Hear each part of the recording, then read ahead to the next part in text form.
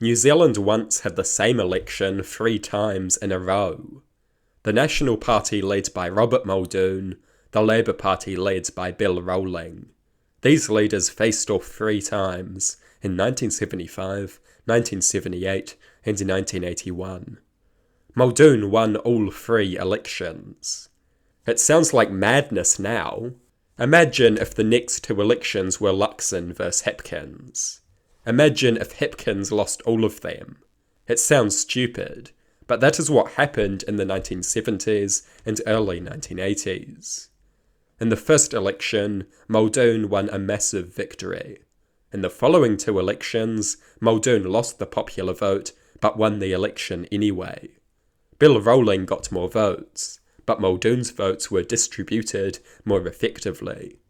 This allowed him to win more constituencies with fewer votes. This is one of the great flaws of a first-past-the-post system.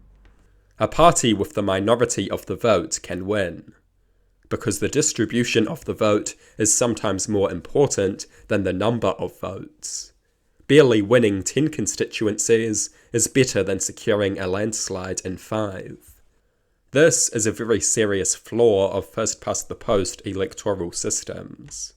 It undermines faith in democracy. It makes a mockery of democracy. It makes political representation inaccurate. It promotes destructive perceptions of powerlessness.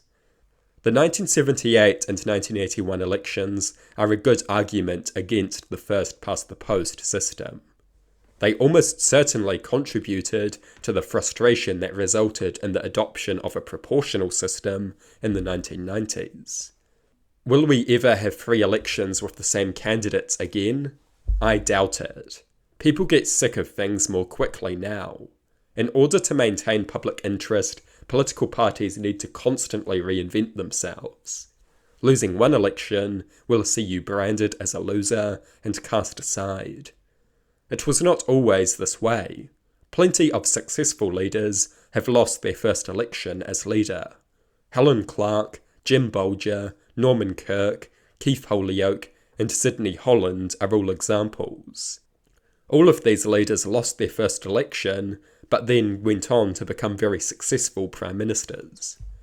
But these days things seem less forgiving. I will be shocked if Hipkins and Luxon face off in 2 more elections. But only time will tell.